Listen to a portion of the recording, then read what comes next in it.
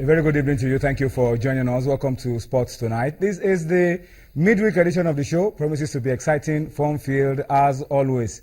We'd like to start off the show tonight by saying a very big thank you to you for joining us, and also promise you that if you stay with us for the next 15 minutes, we will be taking you on a trip around the country and, of course, around the exciting world of sports. There's a lot to talk about on the program tonight, and I'm sure that you'll be enjoying every bit of it on the program tonight. My name is Tony Bitoye. Let me start off the show tonight by quickly introducing to you my partners. They'll be with me for a major part of Sports Tonight this midweek.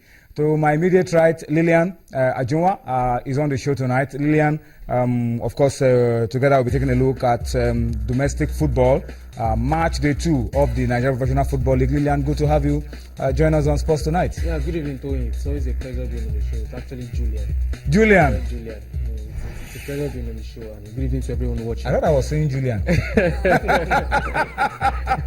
But it's good to have you as well on the show, all the same. But Onye Uchimachuku, absolutely no mistakes about that, is on the show tonight. Onye Uchimachuku is the news editor of Sporting Life, one of our best-selling sports papers in Nigeria, sports dailies in Nigeria. And it's always a pleasure to have him with us on Mondays and on Wednesdays, and it brings a lot to the table. Onye, good to have you join us on Sports Tonight this midweek. Well, thanks for having me. If I didn't know your wife, I probably felt that her name is Lillian. It's okay. It was just a slip of tongue. My mouth probably acting faster than my brain. But I've always known that is Julian. And Julian is not the first time on the show. He's always with us. And Julian also brings so much to Sports Tonight. But guys, all the same, good to have you. Good games today. Match day 2. Very much unlike match day 1. No away victories today. All the home teams were showing their color. I don't know. Match day 1 for away victories, match day 2 none. No, I think we shouldn't harp much on away victories. If you deserve to win at home, we should be more concerned about quality of officiating. We should be more concerned about who deserves to win on the day, whether home or away. Home or away, So when you begin to say away there must be away victories, it now looks as if it's premeditated. You want let the better team win. You want to force the referees into making sure that the games that they handle, absolutely, away teams have the advantage, so which is not what we want to do on the show. All right, so today we'll talk about it. Of course, on the show tonight we'll be spending a lot of time to review match day 2 of the Nigerian Professional Football League for you. We just came back from the Agege Stadium where we saw good quality football. MFM surprise league leaders now, so to say, take out Rivers United. Good game of football, but we'll probably try to get to some of those highlights tomorrow on the show because we just returned from that game. But we will also, of course, on the program tonight be spending some time to talk about the big one that will be happening in Zurich on Friday. It's all clear now for FIFA. Prince Ali, one of the contenders for FIFA president position, wanted the elections to be postponed. And he went to the Court of Arbitration for Sports to try to stop the elections from holding on Friday. But he has failed in that bid, and that means the elections will go on Friday. The elections have scaled one major hurdle. But are there still more hurdles on the way? We'll find out as we go along on Sports Tonight this beautiful Wednesday night. Guys, we'll also talk about UEFA Champions League. A lot of drama yesterday. Julian, I mean, that was something I put out on Twitter yesterday, and the reactions have been so varied. Don't tell Lionel Messi before he plays the crucial game that he hasn't scored against the goalkeeper we're playing against. Because it has a way of bringing some kind of reaction. You could see the celebration after scoring that goal. I mean, he played 7 times against Chelsea. He didn't score.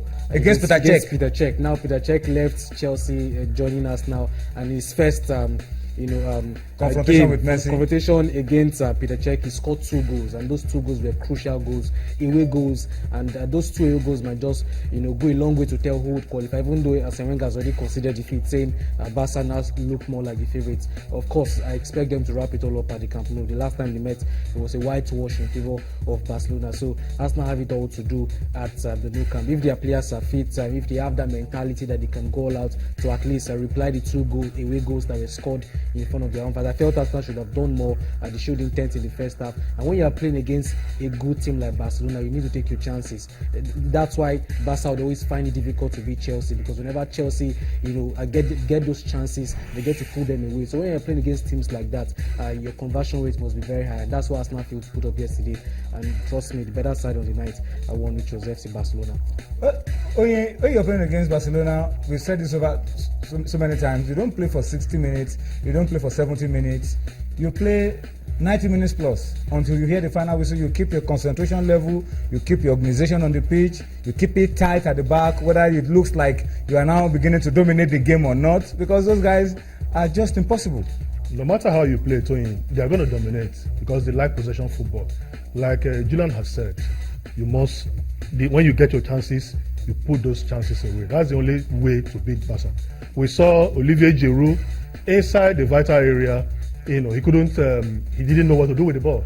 Oxlade-Chamberlain, had a golden opportunity to also score. He didn't do that. So when Barca got their own chances, you saw how they utilized it. So when you're going to play against them, you must be clinical. The chances are very few. When they come, then you must put them away. If you fail to do that, then you have a chance to play. All right, let's fast forward to today and just quickly give you an update, because the last round of matches, first leg of this knockout phase of the UEFA Champions League, those last round of games are going on as we speak.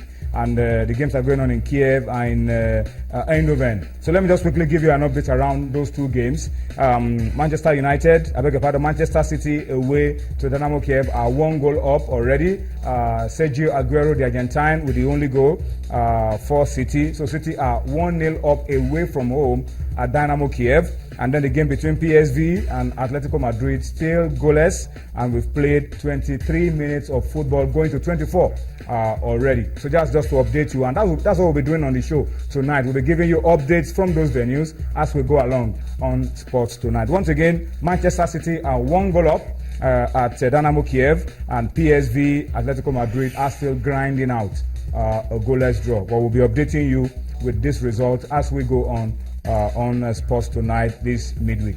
But the way we always do it on the show, tell you how you can be a part of what we're doing on the program tonight, because this show is essentially about you, not so much about what we're saying on this side. It's about you, because we believe that a marriage of what you feel and your opinion and your thoughts and ours can go a long way in helping us to redefine sports, not just here, but across the globe. So we are very, very keen on your feedback, and we want you to talk to us on the program tonight. Of course, for those of you who are watching us for the first time, we need to let you know that we are available on Facebook, Channels iPhone Sports, and of course on Twitter at Channels_Sports, and of course at Tony_Ibitoye. Those are the handles. They'll be shown on your screen any moment from now, so that you are able to keep track of all that we're doing on the program by means of feedback.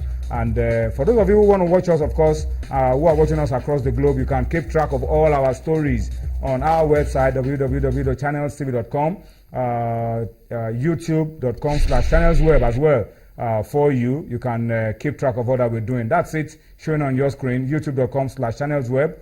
You are able to keep track of all that we're doing on Channels TV. And to watch us on your iPad, your iPhone, your BlackBerry, just click on m.channelstv.com, and you are just there, logged onto your home for the news.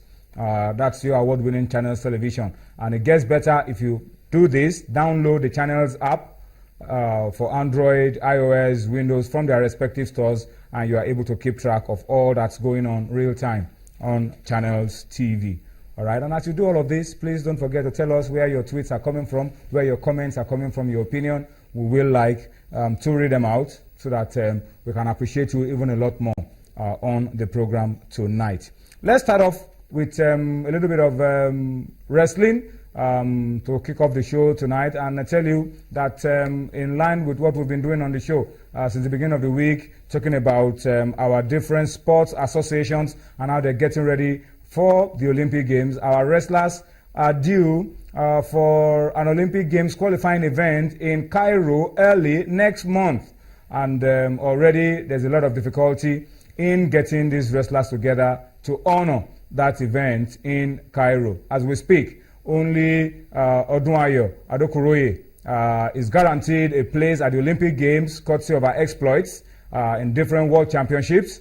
But for the other ones that have to go to Cairo for the qualifying events, they have a lot of praying to do. Why? Little or no funds. No funds for them to be able to go for these qualifying events that will be scoring for them, and also ensure that they are able to book a place at the Olympic Games, fast approaching Olympic Games in Rio. All right, so that's the story. And just 9 days to the games. These athletes, these wrestlers, with a lot of expectation, with a lot of hopes, are now hoping against hope that money can come out and they'll be able to honor that event. Hopefully, tomorrow we'll get more updates around it, and we hope that the National Sports Commission and all that they're putting together, the DG, the sports minister, and everybody will just make something happen for these wrestlers so that they can go for this qualifying event and be able to get more points that will see them represent Nigeria at the Olympic Games. All right, from there, let's take you very quickly to Edo State now and talk about the Edo State Football Association under the chairmanship of Frank Elaboya. Only a lot of good things has been happening around football in Edo State, and the new one is that they now have a sponsor for the Edo FA Cup, and this is going to be the first time in a long while that the corporate body is picking up the bills, giving the winners $500,000 and rewarding all other players, outstanding players from Edo State during the FA Cup. Well, Tony, we have to congratulate our colleague Frank Elaboya. I think this is very huge for him. You know, the FA Cup is open to every team. If you want to play any grassroots team, so what it means is that all these teams are going to be looking forward to getting something at the end of the day. It's not like when after winning or coming runners up or winning the bronze medal, you just get a handshake and some funny medals and you go away. So they cannot pick up their bills. Somebody can organize a team together, win a tournament, and get something. So I think it's a good motivation for all the teams in Edo State. Now you can register and play for something. We just hope that this is the beginning of a new thing for the Edo FA. Frank Elaboya has been doing so much. We've been following his footsteps there, the development of the game there. He has literally relocated to Edo State to ensure that the game gets to that desired level it used to be. The old Bendel, before it became Edo State, used to be the hub of Nigerian football. All the national team players big were teams, New Nigerian Flash Flamingos, Insurance of Benin, we are all based United. There. So we just pray that this kind of we relieve all those old memories, and players from there will have something to play for. All right, so that's the news. Congratulations to Frank Elaboya and the Edo State Football Association for what they've been able to put together, and we hope that this is just going to be the beginning. We also saw last year they had an awards night, a sponsors night, well organized, and I think this is beginning to yield results for football in Edo State, and I hope that by extension this will also rub off positively on football in Nigeria as a whole. All right, it's time for us to go on a quick break now, and during the break, Julian is still going to be here with us. Onye as well will be here. Let's bring you some highlights from the match day 1 of the Nigerian Professional Football League, some highlights. When we return from that break, we will go into what happened today across 7 centers in the Nigerian Professional Football League match day 2. A lot of exciting results to talk about after this timeout.